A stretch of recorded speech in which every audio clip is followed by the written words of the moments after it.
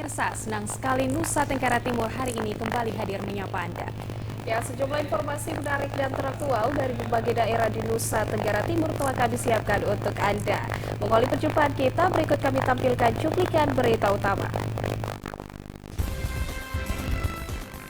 Kepala Badan Kesbangpol Flores Timur ajak hindari berita hoax. Perjuangan Dominika warga Manggarai Timur hidupi ibunya yang menyusui.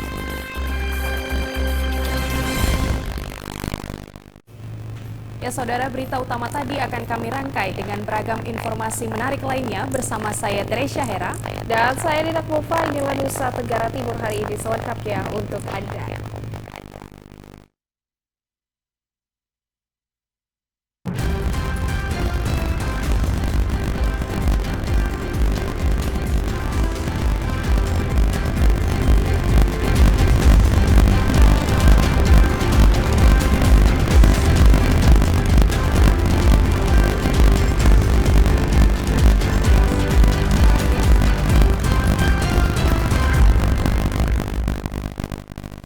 Saudara, kita awali informasi hari ini dari Kabupaten Flores Timur.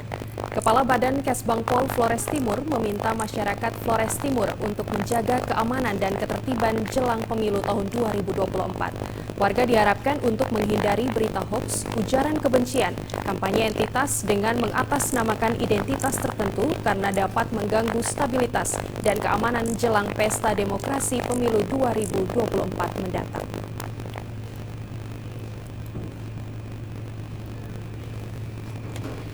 Kepala Badan Kesbangpol Flores Timur Andreas Kewa Ama ketika mengikuti apel siaga pemilu menegaskan, sebagai pemerintah daerah sangat berharap kepada seluruh masyarakat dan segenap pemangku kepentingan di daerah ini agar senantiasa bersama-sama memberikan rasa nyaman, aman dan tentram untuk kesuksesan pemilu 14 Februari 2024 mendatang. Salah satunya dengan tidak menyebarkan berita hoax, ujaran kebencian, kampanye entitas dengan mengatasnamakan identitas tertentu yang dapat mengganggu stabilitas dan keamanan masyarakat dalam pesta demokrasi yang kini tengah memasuki masa kampanye.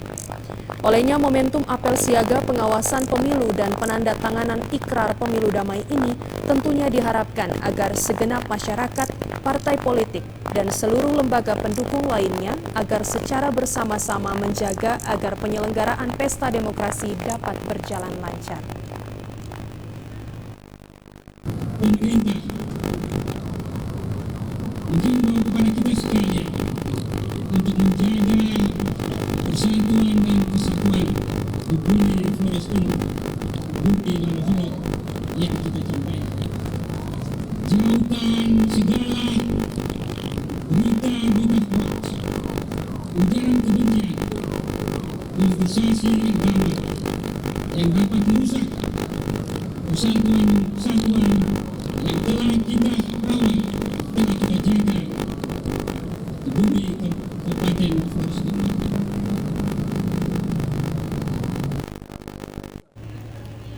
Andreas Kewa Ama mengatakan pilihan boleh berbeda, tetapi persatuan dan kesatuan dan dijaga. Karena perbedaan bukan menjadi penghalang demi membangun negeri, khususnya pembangunan masyarakat di Lewotana Lamaholot Flores Timur yang kita cintai. Dari Kabupaten Flores Timur, Patman Werang, TVRI NTT. Ya pemirsa, Badan Pengawas Pemilu Kabupaten Flores Timur siap mengawasi tahapan pemilu. Hal ini sebagai wujud dan tanggung jawab lembaga Bawaslu dalam mengawasi semua tahapan pemilu, mulai dari kampanye, pungut hitung hingga rekapitulasi.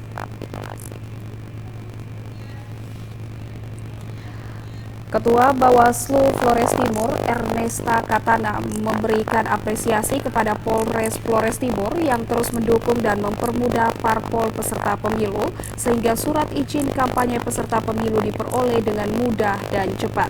Hal ini menunjukkan bahwa komitmen dan tanggung jawab aparat kepolisian dalam menunjang penyelenggaraan pesta demokrasi di Flores Timur.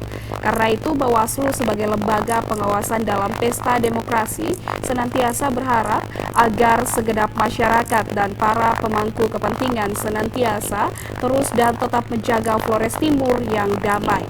Dengan demikian, pemilu 2024 mendatang bisa berjalan lancar, jujur, adil, serta bermartabat dengan tetap menjunjung tinggi peraturan perundang-undangan yang berlaku. Bawaslu merasa bahwa proses pemilu sampai dengan saat ini masih dalam situasi yang normal, juga termasuk dengan bagaimana teman-teman partai politik mengurus STTP ke polisi, yang kami tangkap bahwa ketika dokumen ini dimasukkan dan dalam waktu yang relatif singkat, itu kemudian STTP langsung keluar dan dalam grup kami bersama dengan kepolisian itu langsung di-share, sehingga kemudian bagi teman-teman Panwas dalam grup itu menjadi informasi resmi berkaitan dengan STTP untuk partai politik yang akan berkampanye di titik-titik tertentu. Ya, sehingga Pak Ketua KPU, jikalau ada informasi yang bilang bahwa STTP di Polres itu terlambat dalam 1 hari, sekiranya itu tidak yang terjadi, bahwa sangat cepat dibanding dengan di tempat lain. Ernesta Katana berharap kegiatan kampanye yang tengah berlangsung ini hendaknya sebagai sarana pendidikan politik bagi masyarakat dan dilaksanakan dengan tanggung jawab melalui materi kampanye dengan gagasan-gagasan yang memampukan masyarakat pemilih kita mendapatkan harapan melalui visi misi serta program yang ditawarkan. Selain itu berupaya meminimalisasi berita hoaks, berita bohong, politik uang, isu sara yang menjadi musuh bersama yang harus dilawan demi kualitas pemilu yang bermartabat dan berintegritas di Lewo Tanah Lama Holot. Dari Kabupaten Flores Timur, Patman Werang, TVRI NTT. Saudara, pada hari kedua kampanye di Kota Kupang, calon Presiden Republik Indonesia Ganjar Pranowo menyapa masyarakat di Car Free Day Kota Kupang dan pedagang di Pasar Impres Naikoten.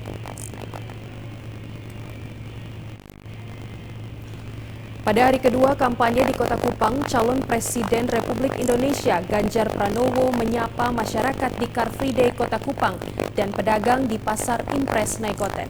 Warga yang sedang beraktivitas di acara tersebut nampak antusias menyambut kedatangannya. Banyak warga yang juga meminta untuk bersuah foto. Saat berada di Pasar Naikoten, Ganjar juga sempat berdialog dengan pedagang mengenai harga barang yang mereka jual. Setelah dari Kota Kupang, Ganjar dijadwalkan akan bertolak menuju Kabupaten Ende untuk bertemu dengan Uskup Agung Ende dan mengunjungi rumah pengasingan Bung Karno. Selanjutnya ia akan menuju pulau terselatan di Indonesia, yaitu Pulau Rote, untuk menghadiri acara di Istana Uma Batu dan bertemu dengan seniman hus kuda. Untuk selanjutnya mengakhiri kampanyenya di Nusa Tenggara Timur dan menuju lokasi selanjutnya di Nusa Tenggara Barat.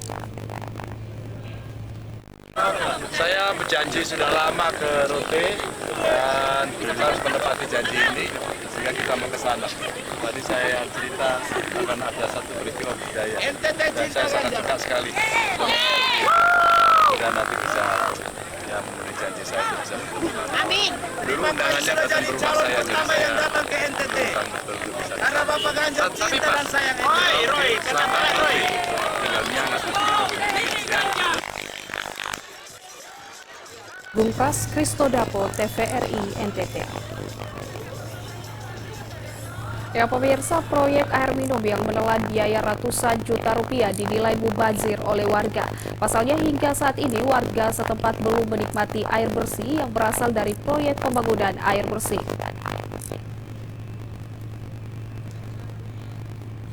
Ratusan warga di Desa Persiapan Ua Timur, Kecamatan Mauponggo, Nagekeo, harus kembali dikecewakan dengan proyek pembangunan jaringan air bersih.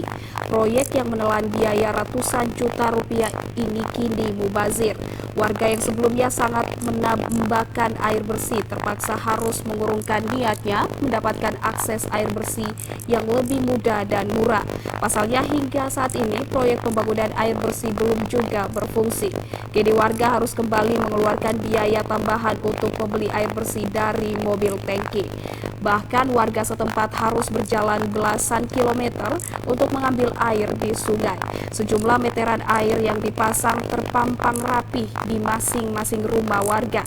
Warga setempat mengaku sejak proyek selesai dikerjakan belum pernah dialiri air untuk kebutuhan warga setempat. Warga meminta kepada pemerintah dan pihak kontraktor untuk segera mencari solusi agar kebutuhan air bersih bagi warga bisa terpenuhi. Saat pasang waktu itu sampai saat sekarang kami tidak pernah menikmati air. Itu. Jadi kami masyarakat yang di dusun ini nih, desa ini nih, kami minta pemerintah Kabupaten Nagekeo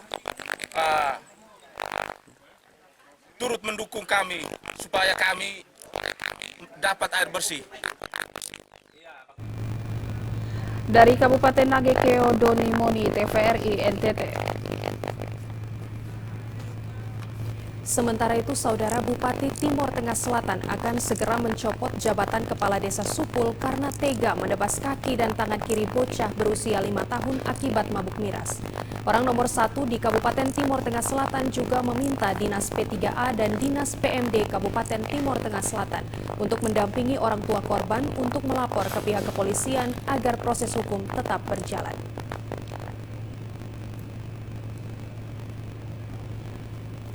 Egusem Peter Tahun, Bupati Timor Tengah Selatan, mengatakan mengaku sangat kecewa atas tindakan Kepala Desa Supul Dus Beti, 50 tahun yang tega menebas kaki dan tangan kiri bocah 5 tahun akibat mabuk miras. Kepala desa merupakan bapak di desa yang menjadi panutan banyak orang, bukan sebaliknya berlaku preman dan menciderai kepercayaan rakyat. Karena itu, dalam waktu dekat sebelum pihaknya meletakkan jabatan pada akhir masa jabatan tanggal 31 Desember tahun 2023 sebagai bupati akan segera mencopot jabatan Kepala Desa Supul Kecamatan Kuatnana dan akan menunjuk pejabat kepala desa untuk ditempatkan di Desa Supul sebagai kepala desa antar waktu agar pelayanan kemasyarakatan di wilayah itu tidak macet. Bupati juga meminta Dinas P3A dan Dinas PMD Kabupaten Timor Tengah Selatan untuk mendampingi orang tua korban anak di bawah umur untuk melapor ke Polres Timor Tengah Selatan agar kasusnya tidak hilang tetapi berlanjut agar ada efek jera bagi Kepala Desa Supul. Menurut informasi, kedua pihak telah melakukan upaya damai karena faktor keluarga dalam rumah. Namun secara aturan hukum, damai tetap jalan namun tidak menghapus tindak pidana. Dengan demikian, dalam minggu ini pihaknya perintahkan Kabak Hukum dan Kadis PMD untuk melakukan BAP kepada Kepala Desa Supul agar jabatannya segera dicopot untuk konsen, sehingga proses pencairan dana desa termin terakhir tahun 2023 tetap berjalan dan masyarakat bisa tertolong dalam hal pembangunan.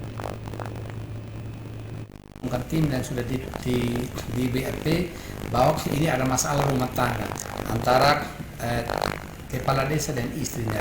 Nah, setelah itu ada terjadi pertengkaran, habis itu istrinya lari karena beliau sudah ancam dengan parah. Nah, istrinya lari itu ke rumah anak korban ini, tapi beliau tebas dan tebas itu ada di lutut yang tulang lutut ini, tulang atau tempurung ini ada terpotong dan juga tangan bahagian kiri. Nah, setelah itu saya lihat ke rumah sakit, saya tanya kira-kira bagaimana dengan apa luka yang dialami oleh anak ini. Nah, penjelasan dari dokter beda bahwa anak ini akan cacat seumur hidup. Nah, karena cacat seumur hidup, saya pertanyaan lanjutan saya panggil sama waktu itu teman-teman dari PMD, kepala dinas PMD dan juga dari dinas P3 untuk sesegera mungkin ditindaklanjuti laporan ini dan kekerasan terhadap anak ini. Bupati Epi Tahun menegaskan tindakan Kepala Desa Supul adalah tindakan tidak terpuji, karena itu harus diberikan sanksi setimpal atas perbuatannya.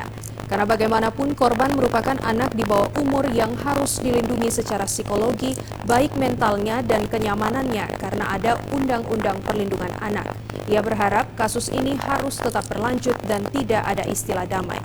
Dari Kabupaten Timor Tengah Selatan, Evan Baitanu, TVRI NTT.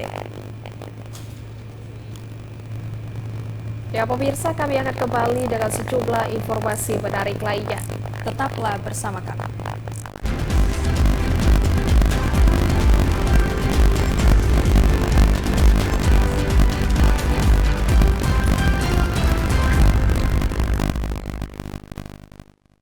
Saudara, Anda masih bersama kami di Nusa Tenggara Timur hari ini. Ya pemirsa, kita beralih ke informasi selanjutnya. Kepolisian Resor Manggarai berhasil mengamankan terduga pelaku pembakaran rumah yang juga pemilik rumah berinisial E.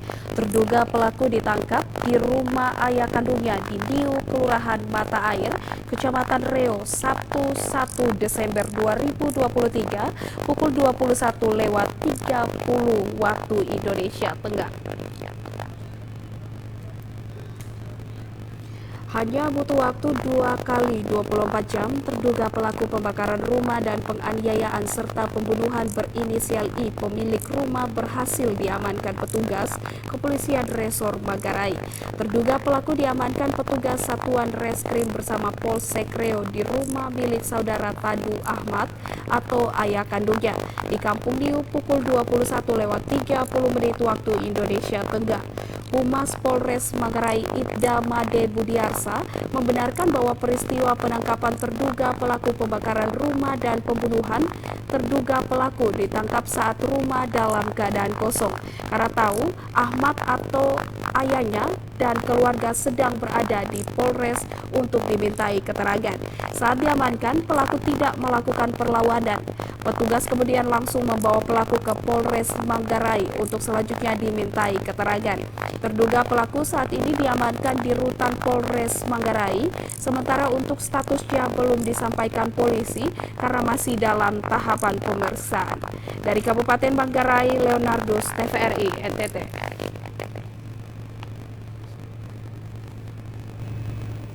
Kepolisian Daerah Nusa Tenggara Timur menggelar bakti kesehatan religi peduli masyarakat sehat membangun Nusa Tenggara Timur di Desa Falas, Kecamatan Kie, Kabupaten Timor Tengah Selatan. Kegiatan pelayanan kesehatan gratis bagi warga desa ini diharapkan dapat membantu warga kurang mampu yang selama ini sulit mendapatkan akses fasilitas kesehatan karena letaknya yang cukup terisolir. Autaban Nenabu, Camat Kie berterima kasih atas kepedulian Kapolda Nusa Tenggara Timur yang memilih Desa Falas sebagai lokasi kegiatan bakti sosial kesehatan dan bantuan sosial. Pasalnya Desa Falas merupakan salah satu desa yang sangat terisolir karena topografi yang berbukit-bukit sehingga sulit untuk dijangkau. Adapun pelayanan bakti sosial kesehatan berupa pelayanan kesehatan lengkap seperti check-up hingga pengobatan secara gratis. Selain mendapat pelayanan kesehatan gratis, warga Desa Falas juga mendapat bingkisan sembako. Terima kasih kepada Polda NTT, Bapak Kapolda, Bapak Jonas Sudirman yang membantu melakukan kerja ke Kecamatan Kie, khususnya Desa Falas, di mana dalam pelayanan tersebut telah melakukan pengobatan gratis bagi masyarakat. Dan saya kira ini masyarakat menerima dengan antusias dan senang. Kami sebagai pemerintah kecamatan juga bersyukur atas program yang dilakukan. Karena di desa di Gereja Immanuel Noitoko ini jaraknya cukup jauh dari akses jalan besar dan topografi saya lihat kita lihat ya cukup kurang bagus, tapi saya kira ini wujud pelayanan daripada Kapolda untuk melihat bagaimana kebutuhan masyarakat akan hal kesehatan. Untuk menempuh Desa Falas, Kecamatan Kie cukup menyulitkan karena medan yang cukup sulit sehingga memakan waktu yang sangat lama untuk tiba ke Desa Falas. Kegiatan bakti sosial kesehatan berlangsung di Gedung Gereja Gemit Immanuel Noitoko, Desa Falas, Kecamatan Kie, Kabupaten Timor Tengah Selatan. Pelayanan kesehatan melibatkan tim dari Rumah Sakit Bayangkara Bidokes Polda NTT, Klinik Polres Timor Tengah Selatan, tim Puskesmas Kie dan Puskesmas Noe Beba. Dari Kabupaten Timor Tengah Selatan, Evan Baitanu, TVRI NTT. Ya pemirsa, menyambut Hari Raya Natal tahun 2023, pengurus Kaum Bapa Sinode atau PKBS Gemit menggelar aksi sosial donor darah dan pengobatan gratis. Beginilah suasana aksi donor darah dan pengobatan gratis yang digelar oleh pengurus Kaum Bapa Sinode atau PKBS Gemit di Gedung kebaktian ibadah Jemaat Gemit Pengharapan Dendeng, Desa Noel Baki, Kecamatan Kupang Tengah. Nampak sejumlah anggota TNI Polri dan pengurus kaum bapak Sinode Gemit, juga Jemaat Gemit Pengharapan berpartisipasi dalam aksi donor darah. Selain itu, Jemaat Gemit Pengharapan dari gereja Gemit yang lain di wilayah pelayanan klasis Kupang Tengah juga hadir untuk menerima pelayanan pengobatan gratis. Ketua Panitia Perayaan Natal PKBS Gemit Simpson Naetasi mengatakan aksi donor darah dan pengobatan gratis ini merupakan bagian dari aksi menyambut Hari Raya Natal 2023. Natal merupakan bagian dari kepedulian Tuhan bagi umat manusia, sehingga karena kepedulian dan dukungan PKBS Gemit terhadap kebutuhan darah di Palang Merah Indonesia yang selama ini berupaya untuk memenuhi darah bagi masyarakat. Karena itu PKBS Gemit menggelar donor darah. Sementara untuk pengobatan gratis tidak saja bagi Jemaat Pengharapan, tetapi juga dibuka bagi warga Desa Noel Baki, Kecamatan Kupang Tengah yang merupakan jemaat klasis Kupang Tengah. Adapun donor darah ini melibatkan PMI NTT dan pengobatan gratis sendiri melibatkan Dinas Kesehatan Kabupaten Kupang. Untuk datang gratis itu pesertanya itu berasal dari jemaat klasis Kupang Tengah yang terdekat dan juga berasal dari jemaat gereja dominasi lainnya ada di wilayah Desa Noel Baki dan juga dari PKBS dan juga dari panitia dan juga dari Jemaat Pengharapan Dendeng. Sedangkan untuk donor darah itu kami kerjasama juga dengan pihak Kodim Kupang, Polres Kupang, dalam hal ini bekerjasama dengan TNI Kupang. Sedangkan untuk pemeriksaan kesehatan kami kerjasama dengan Dinas Kesehatan Kabupaten Kupang yang direkomendasi ke Puskesmas Tarus. Diharapkan aksi donor darah dan pengobatan gratis ini bisa membawa manfaat bagi jemaat Sinode Gemit dan masyarakat pada umumnya. Dari Kabupaten Kupang, Kris Poto, TVRI NTT. Masih dari Kabupaten Kupang, Saudara, dalam rangka memperingati Milad ke-9, pengurus Majelis Taklim atau MTAS Saleha berbagi berkah di Masjid Haji Mabrur Bone Ana, Desa Oet Manunu, Kecamatan Kupang Barat.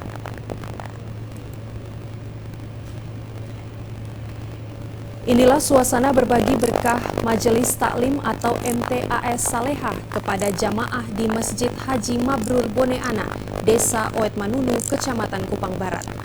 Nampak puluhan anggota MTAS Saleha hadir dan berbagi dengan jamaah di Masjid Haji Mabrur.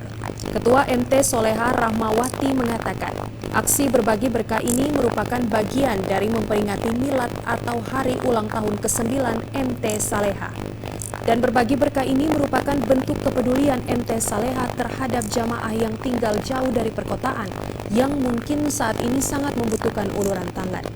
Dengan berbagi berkah ini diharapkan dapat membantu meringankan berbagai kesulitan yang saat ini dialami jamaah di Bone Ana. Adapun bantuan yang diberikan berupa sembako yang diserahkan dalam bentuk paket kepada setiap kepala keluarga. Selain paket sembako, MT Saleha juga melaksanakan makan siang bersama dengan jamaah. Sembako ini tanda cinta untuk saudara-saudara kami di sini. Isinya mungkin tidak banyak, tapi nilainya itu lebih ke menjalin ukhuwah, menjalin persaudaraan. Karena kami kan jauh di kota, sedangkan ini jauh di sini, jadi untuk menjalin ukhuwah di antara kami, menguatkan persaudaraan kami. Harapannya ke depan semoga kami dari Majelis Taklim Saleha itu semakin terasah jiwa sosialnya dan semakin erat ukhuwah Islamiyah di antara kami. Sementara itu, Ustadz Masjid Haji Mabrur Bone Ana, Iwan Usman, pada kesempatan ini menyampaikan terima kasih kepada anggota MTAS Saleha yang telah hadir dan memberikan perhatian dalam bentuk bantuan bagi jamaah Masjid Haji Mabrur. Tentunya bantuan tersebut sangat berarti bagi para jamaah, karena mengingat jamaah Haji Mabrur yang sebagian besar merupakan buruh bangunan, sehingga pendapatan jamaah yang diperoleh tidak menentu, membuat mereka kekurangan dan sulit dalam memenuhi kebutuhan hidup mereka sehari-hari. Alhamdulillah kita jamaah di Boniana, mendapatkan kunjungan dari Majelis Hakim Saleha dengan membawa bingkisan, sembako dan juga jajanan. Nah, alhamdulillah jamaah di sini merasa sangat bahagia dengan kunjungan ini karena memang saat-saat ini adalah saat-saat di mana masyarakat sangat membutuhkan bingkisan, sangat membutuhkan dukungan secara moral maupun secara moral maupun material. Alhamdulillah pekerjaan masyarakat di sini adalah sebagai kuli bangunan dan otomatis mereka memerlukan uluran tangan dari saudara-saudaranya yang mampu.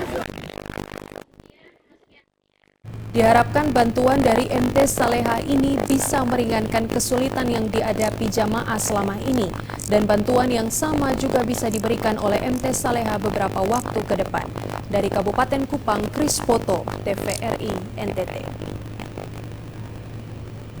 Ya pemirsa, Pantai Wisata Sarotari, Kecamatan Larantuka, Kabupaten Flores Timur sangat potensial untuk mendukung kemajuan wisata bahari di daerah ini yang memiliki potensi sangat besar dan tak terkala memasuki suasana Semana Santa dan prosesi bahari. Kendati memiliki pesona yang menawan, namun objek wisata pantai ini belum dilengkapi dengan sarana MCK. Pantai Wisata Sarotari sesungguhnya kini mulai diberdayakan pihak Gereja Katolik dengan melibatkan segenap umat khusus pelaku UMKM untuk mengembangkan usahanya di sepanjang Pantai Sarotari ini. Namun masih banyak keterbatasan yang mesti diperhatikan dan didukung dari pemerintah daerah setempat. Salah satunya adalah sarana MCK yang bisa dimanfaatkan oleh pengunjung. Chris Tokan, salah seorang pelaku UMKM di bidang kuliner yang biasanya berjualan di lokasi wisata Pantai Sarotari sejak tahun 2018 silam, menuturkan tidak adanya sarana MCK membuat pengunjung kesulitan jika ingin ke toilet. Kondisi ini sedikit banyak dan cukup berpengaruh terhadap tingkat kunjungan wisatawan ke lokasi ini. Dengan turunnya minat wisatawan berkunjung ke lokasi ini, secara tidak langsung juga berdampak ke usaha mereka. Karena itu, Chris Tokan berharap adanya dukungan dari pemerintah setempat dengan membangun sarana MCK di kawasan spot wisata untuk memberikan kenyamanan bagi pengunjung. Kalau dari pemerintah tidak ada, karena ini lokasi ini kan lokasi keuskupan punya. Terus yang mengelola paroki Sanduan. Jadi kami ini semua kami sendiri. Kalau di sini kesulitan kami itu yang biasanya itu MCK sama penerangan, terus keamanan. Karena di sini kami sering kejadian. Terus kalau MCK itu sangat sulit karena memang tidak ada di sini. Wisata Pantai Bahari Sarotari yang terletak di pusat kota Larantuka bagian timur ini memiliki pesona pantai yang indah memanjakan mata bagi wisatawan yang akan berkunjung ke lokasi ini. Dari Flores Timur, Patman Weram, TVRI NTT. Setiap orang pasti berharap dapat menempati sebuah rumah layak huni yang dapat dijadikan tempat berteduh. Namun karena sejumlah alasan, beberapa orang terpaksa tinggal di tempat yang sesungguhnya kurang layak. Seperti yang dialami Dominika, seorang janda bersama ibunya yang lumpuh, yang tinggal di kampung Mabaruju, Kelurahan Watung Gene.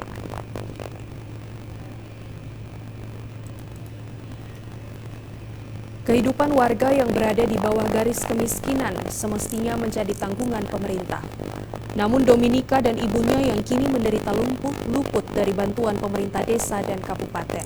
Warga kampung Mabaruju, Kelurahan Watung Gene ini tinggal di gubuk berukuran 4 x 4 meter. Setelah ditinggalkan suaminya, perempuan 40 tahun ini menyambung hidupnya bersama ibunya yang lumpuh dengan menjual bahan bakar minyak jenis Pertalite eceran. Menempati rumah layak huni dan mendapatkan bantuan BPJS adalah impian Dominika dan ibunya.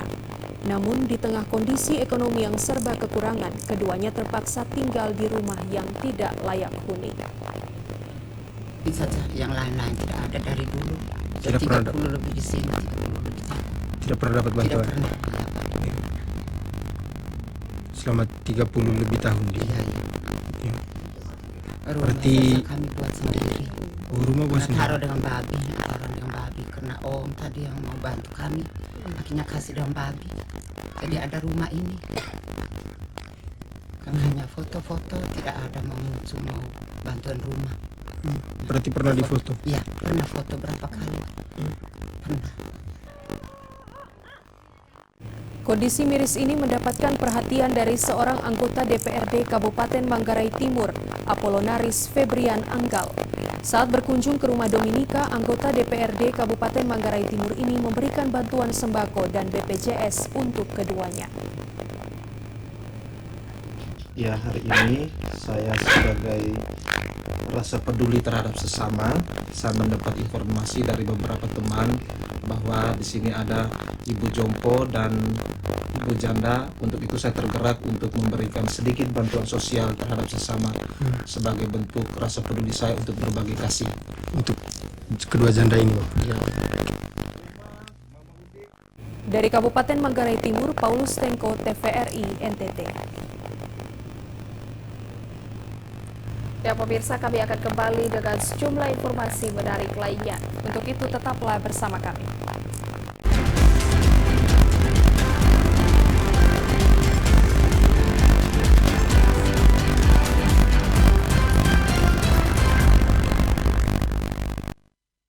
Anda masih bersama kami. Ya pemirsa, kita beralih ke Kabupaten Nagekeo.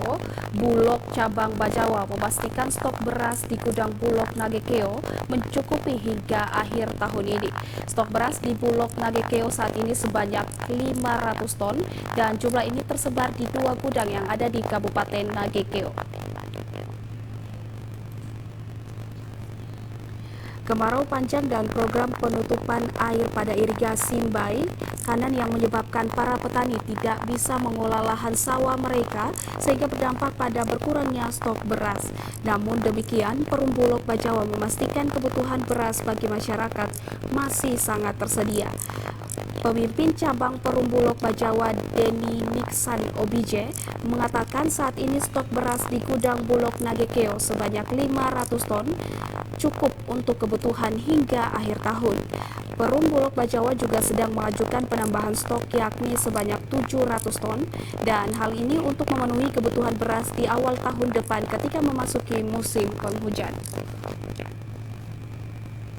Di Kabupaten Nagekeo sendiri ini kami pada posisi per hari ini stok beras itu ada 500 ton. Itu tersebar di 2 gudang milik kami yang ada di Mbai dengan di Bowai. Untuk ketersediaan stok 500 ton ini perhitungan kami itu cukup hingga akhir tahun nanti Desember. Namun kami juga berupaya untuk menjaga stok kami. Kami sudah mengajukan ke pusat untuk menambah stok lagi. Itu sementara berproses itu ada 700 ton sementara ini. Dan itu hitungan kami untuk kebutuhan hingga awal tahun depan. Sementara itu, untuk menjaga kestabilan harga, pihak Bulog terus melakukan operasi pasar murah di sejumlah wilayah yang ada di Kabupaten Nagekeo. Beberapa kebutuhan pokok yang dijual seperti beras, gula, minyak goreng, telur ayam, dan beberapa barang lainnya yang masih cukup tersedia. Dari Kabupaten Nagekeo, Doni Moni, TVRI NTT. Pemerintah desa diminta agar mengalokasikan anggaran untuk penanggulangan penyebaran AIDS, tuberkulosis, dan malaria. 3 masalah ini dipandang perlu mendapat perhatian serius semua pihak.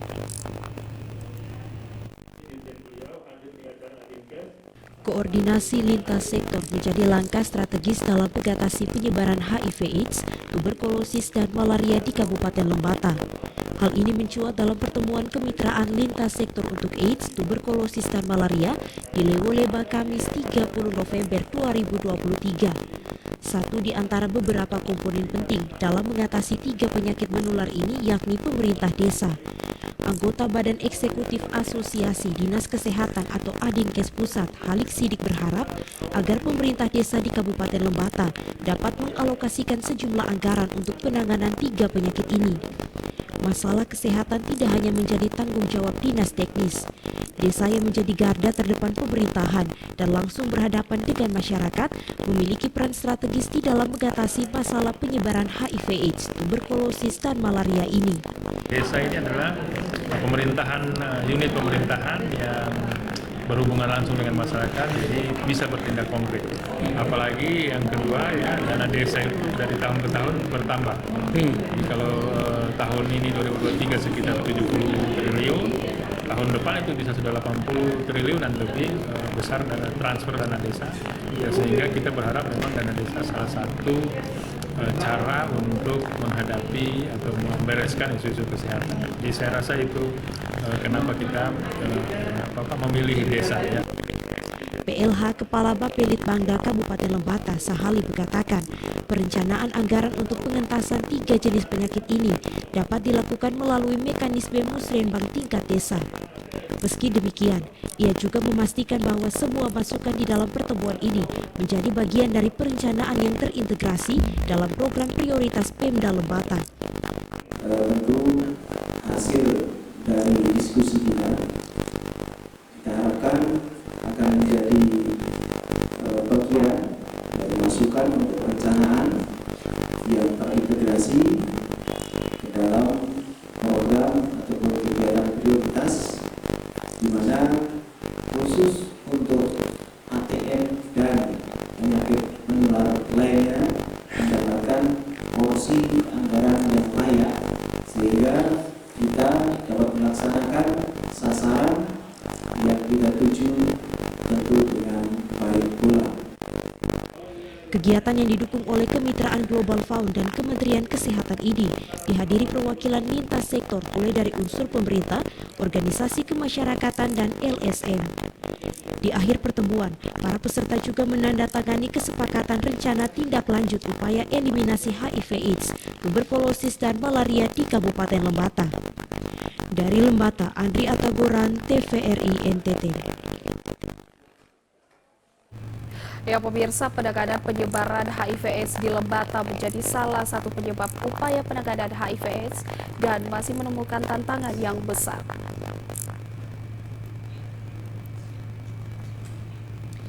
Tingkat perkembangan kasus HIV/AIDS di Kabupaten Lembata tergolong masih sangat tinggi. Dalam kurun waktu 7 tahun terakhir, Dinas Kesehatan Kabupaten Lembata mencatat terdapat 305 kasus baru penularan HIV/AIDS. Meski mengalami penurunan, upaya untuk menangani perkembangan kasus HIV/AIDS di Lembata dinilai belum optimal. Hal ini dikarenakan Sekretaris Komisi Penanggulangan AIDS Daerah atau KPAD Kabupaten Lembata, Maria Penny Duli, saat rapat lintas sektor di ruang rapat Wakil Bupati Lembata Kota Lewoleba, Rabu 29/2023, selain stigma buruk bagi penderita dan tingkat pengetahuan masyarakat luas yang minim, alokasi anggaran untuk penanganan HIV/AIDS di Kabupaten Lembata tergolong masih sangat rendah. Meski demikian, Penny memaklumi keterbatasan anggaran yang dimiliki pemerintah daerah Lembata saat ini. Maria Penny Duli berharap bekerja sama lintas sektor pemangku kepentingan di Lembata menjadi syarat utama optimalisasi penanganan perkembangan kasus HIV/AIDS di Kabupaten Lembata. Kesulitan Pemda dalam hal anggaran, sehingga memang walaupun di tahun ini dianggarkan dua kegiatan dengan pemetaan populasi tadi, tapi kami juga berusaha dengan masuk ke seperti tadi kerjasama dengan dinas terkait, pemerintah desa, dengan gereja, pihak gereja, itu makanya bisa informasi ini bisa sampai ke masyarakat. Untuk diketahui, Pemda Lembata pada tahun 2022 mengelontarkan anggaran sebesar Rp50.983.000 untuk KPAD melalui bagian Kesra Sekretariat Daerah Kabupaten Lembata. Sementara itu pada tahun 2023, anggaran ini menurun drastis menjadi Rp10.639.000. Anggaran ini digunakan untuk 3 kegiatan yakni sosialisasi, mobile VCT, dan kunjungan ODHA.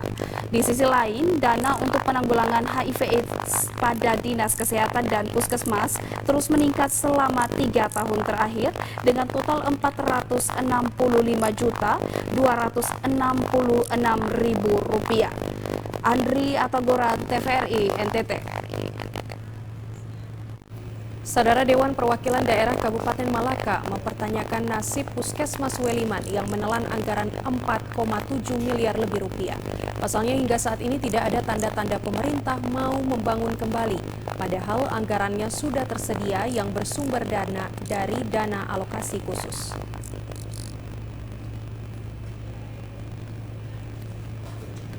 Proyek pengerjaan Puskesmas Weliman kembali dibahas dalam sidang anggaran pendapatan belanja daerah APBD murni tahun tahun anggaran 2024. Bangunan Puskesmas Weliman dikerjakan pihak PT Indoraya Kupang sejak tahun 2019 dengan anggaran senilai 4,7 miliar rupiah, lebih itu mangkrak. Pemerintah daerah Kabupaten Malaka telah melakukan pemutusan hubungan kerja PHK dengan pihak PT Indoraya. Dalam rapat pemandangan umum fraksi, sidang komisi dan rapat banggar, salah seorang anggota DPRD Melki Simu kembali mempertanyakan nasib pembangunan Puskesmas Weliman karena hingga saat ini tidak ada tanda-tanda pemerintah mau membangun kembali, padahal anggarannya sudah tersedia yang bersumber dari dana alokasi khusus. Lambannya pengalokasian anggaran untuk pembangunan kembali Puskesmas Weliman patut dipertanyakan, karena sumber pendanaannya sudah jelas dari dana DAK, sehingga tidak ada lagi alasan pemerintah daerah tunda-tunda pembangunan Puskesmas tersebut. Kepala Dinas Kesehatan Kabupaten Malaka selaku pejabat pembuat komitmen PPK Proyek Pembangunan Puskesmas Weliman, Dr. Sri Charo Ulina menjelaskan, pemerintah berupaya akan membangun kembali untuk membantu pendekatan pelayanan kepada masyarakat. Kami harapkan tentu dilanjutkan, karena itu untuk membantu mendekatkan akses pelayanan kepada masyarakat dan untuk Puskesmas Weliman sendiri tentunya tidak bisa diusulkan kembali. Kalau puskesmas yang lain seperti Alkani, Babulu itu kan memang belum mendapat jatahnya, jadi masih ada harapan 1-2 tahun ke depan untuk kita tingkatkan. Tetapi untuk Weliman karena sudah terdata ada, jadi itu kami harapkan nanti ada ada upaya lah. Jelaskan anggaran proyek pengerjaan Puskesmas Weliman senilai 4,7 miliar sudah dikembalikan pihak kontraktor ke pemerintah daerah. Sementara untuk pengerjaan lanjutan tentu akan dikerjakan nanti pada anggaran tahun 2024 dalam bentuk rehab karena Puskesmas Weliman sudah terdata ada, sehingga tidak lagi dibangun baru namun pembangunannya dalam bentuk rehabilitasi.